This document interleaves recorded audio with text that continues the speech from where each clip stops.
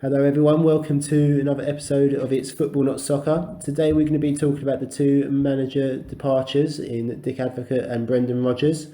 I'm here today with Jack. Hi guys. And Tope. Right there. And I'm Michael.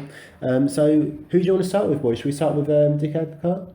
Yeah, we can do. I mean, it's been coming for a little while. He got them out of relegation last year. I mean, Sunderland for the last couple of years have done their survival act. And then the manager the following season just can't seem to keep up with the wins. I mean, Di Canio before him was exactly the same now.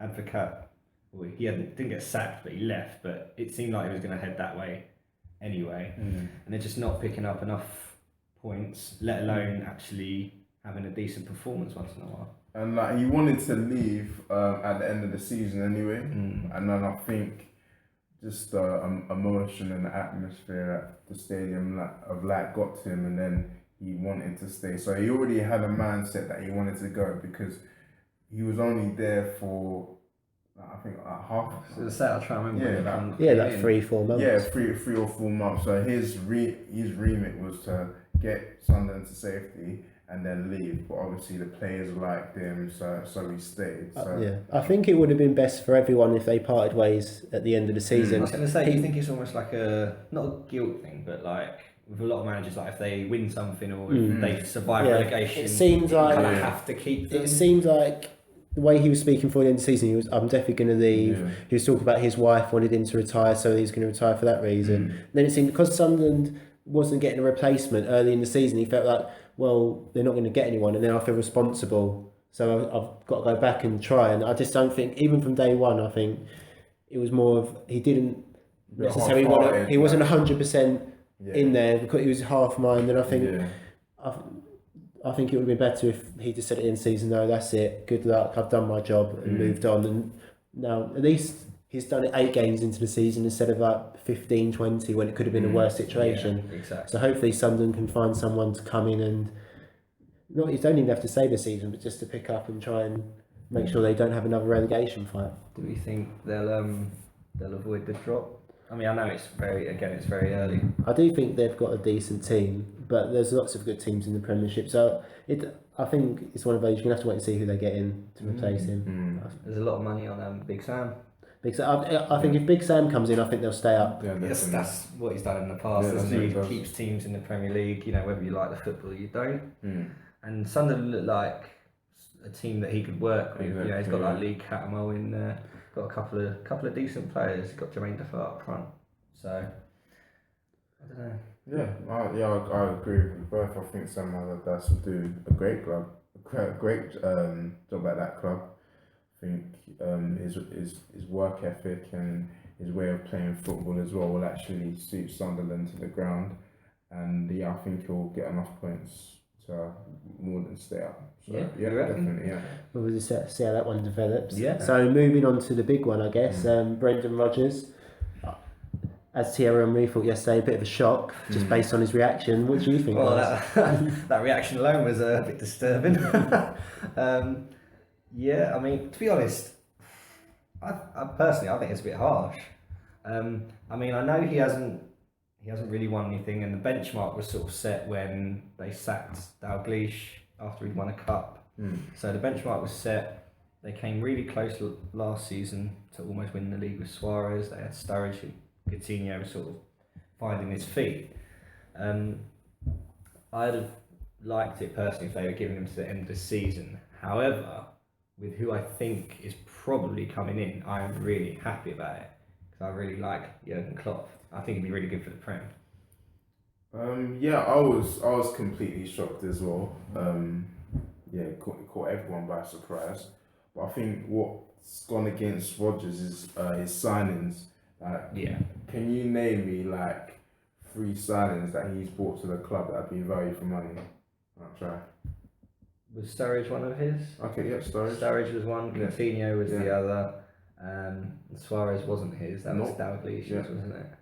And other than that, it's quite tough. I mean, Sure, there's some Liverpool fans who will come out. I guess James Milner because he was free. Well, you could say Klein, but he hasn't really shown enough in their defence. Too early. Yeah, exactly. But yeah, you look at players like Markovic, Xavi Manquillo is on loan. A big problem, which I think was the same for Andre Villas-Boas, was they had such great players in the team. The year that Liverpool come second, they had Suarez, who is a world-class player. Spurs are Gareth Bale.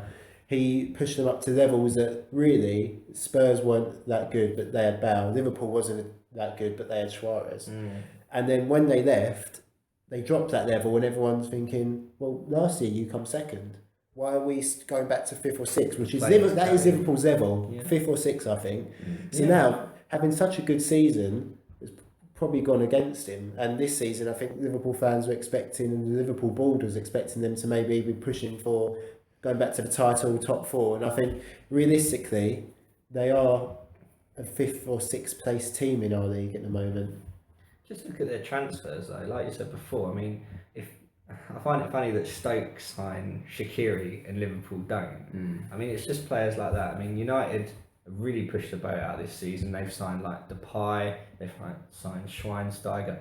I mean, I know they've got Champions League in Liverpool. Much more revenue coming into Man United as well. But I do think that Liverpool just needed to just pick the right players, and they have a core. I think some of their signings was good. I think James Milner on a free, good signing. Klein, solid fullback, a good sign. I think they made some good signs. They threw a couple of risks in there. Well. Benteke proven. Danny Ings, was on a free. I don't agree. So I think some decent. I think he was overpriced, but at least he's proven. One thing that people say is when someone pays 30 million for a striker like Spurs and Soldado and Lamela, unproven in the Premiership, even though 30 million, 32.5 million is a lot for Benteke, at least he's proven in the last 2-3 years in the Premiership he can score goals. And in today's climate as well, 30 million for a striker who scores a lot of goals is kind of value for money in today's climate. But the whole thing with Liverpool and Brendan Rodgers is that whole philosophy of his, and it's like ball to feet and building from the back and stuff like that. And when I see they signed Benteke, kind of like when they had Andy Carroll, it was almost a bit like, and Rodgers didn't want Andy Carroll. He was like got him out as soon as. And for me, it didn't make sense for that. Would you think that maybe Benteke was a Rodgers signing because they've got this transfer committee which is made up of scouts, members of the board who represent the American owners? I know Rodgers is on it, but I wonder, like a lot of questions in football clubs nowadays, how much of a choice or a say does Brendan Rodgers have? I just, if I just want to stress on one thing, is that Benteke, I think you're giving him a bit of a raw deal, because I wouldn't say obviously he's big, he's strong, he can hold up the ball, but he has got technique, and we've got to remember that he plays for Belgium, and he starts for Belgium when he's fit, and Belgium don't play a long ball game. So I think that Benteke is an all-round striker, and I would have loved him at Man United. I do agree. I think when you compared him a bit to Andy Carroll, he's a much better technical player than Andy Carroll. But I still always think when you've got a player, and it's not Benteke's fault, he's powerful, he's great in the air. When you've got a player who's that good in the air, there's always going to be that in the back of a player's mind when the ball's out wide, when they've got the option of, should I go back or play it down the line? Or actually, no, Benteke's in the box, let's see if I can hit him. I still think, even though Benteke is very good on the floor, there's always that, plan B might come into play. Let's get it into him quicker. So I think that would be the players though, because if the manager's on the training ground and saying we're going to do ball to feet, and it's in the players' thoughts that I want to go to the long ball. Oh no, that definitely be the manager's call. That would be a contingency. If it's like 75 minutes and you're 2-1 down, you are probably just going to fair enough. But I agree to a degree, I guess. Benteke essentially had to replace Suarez, which is kind of like an irreplaceable player. If you look at the rest of the strikers, obviously Balotelli was a mistake. I think we all knew that, and it was a huge gamble in the first place. Was that Rodgers' decision again? Maybe not. I think they missed out on their top targets, and they kind of panic bought with that one, which is maybe why they paid full price for Benteke, because they thought we don't want to be in the same situation. So I don't know. We'll see. Wouldn't you have liked Benteke at Chelsea instead of Falcao? Instead of Falcao, To be honest, it's difficult for me to say, and I'll tell you See, why. Because we've already had a top Belgian striker in our team before, and we let him go. Well, I think Benteke is closer to Drogba than Benteke is closer to Suarez. He would have probably fitted in better at Chelsea, I think. Because Chelsea, they play decent football, but they are a bit more dynamic. They are an aggressive team. Yeah, and I think he would. Drogba was a he would definitely have fit better into Chelsea than into Liverpool. This is why I don't understand why they signed him. But anyway, now you talk about partnership. That one last thing I said, it's not just Benteke playing on himself by himself. I think in the coming weeks we might see Benteke and Sturridge play more, because I don't think they have played together yet, and they could form a great partnership. I think they need Sturridge back, and I'm glad they've got him back now, haven't they? So. I think it could be a good partnership, and it'd be interesting to see how it works out. But before we finish, who do we think's going? Who do we think? The big talk has been Ancelotti and Klopp. I really hope it's Klopp. Why does everyone rate Klopp so much? Because I personally believe that Ancelotti, has the stature and he has the draw. Big players are going to want to play for Ancelotti and come to Liverpool. And Jurgen Klopp, okay, he's done great at Dortmund in that league. I think the reason is, at the moment, Liverpool are far from being the finished article. And Ancelotti's gone into teams. He's taken over from Mourinho. Madrid, he's taken over. He's gone. Chelsea. He's taken over champions. Where Liverpool, they're too far off. And he could go in there and he could build a great team. But I think he needs money. Where Klopp has gone into a team like Dortmund, and he's turned them into champions, into cup winners, Champions League finalists. Yeah. So he's been very successful taking a team from one point and dragging them up, where Ancelotti is a very good manager and he probably could do it with Liverpool, but he's over in the last 10 years he's managed the top teams who are already established, and there might be question marks thinking, well, is he going to want to go to Liverpool and work on a project at his age? Is he going to want to wait around a bit until a top team sacks their manager and then go back in the top team? How do we rate Klopp on his last season though, Jack? Well, no, if you look at Dortmund and Liverpool, I actually think at one point they're a very similar team. I mean, they've both got brilliant youth setups, History as well. Liverpool Liverpool probably have a bit more money to spend than Dortmund. Dortmund don't have a lot, but they've brought through Götze, Royce, they had Lewandowski for a long time. I mean, 2 out of them, 3 of those went to Bayern, but they managed to break Bayern's hold over the Bundesliga, at least up until the last couple of seasons. They got to the Champions League final. If it weren't for Robben, they would have won it. Shouldn't that been the time when they went for Klopp?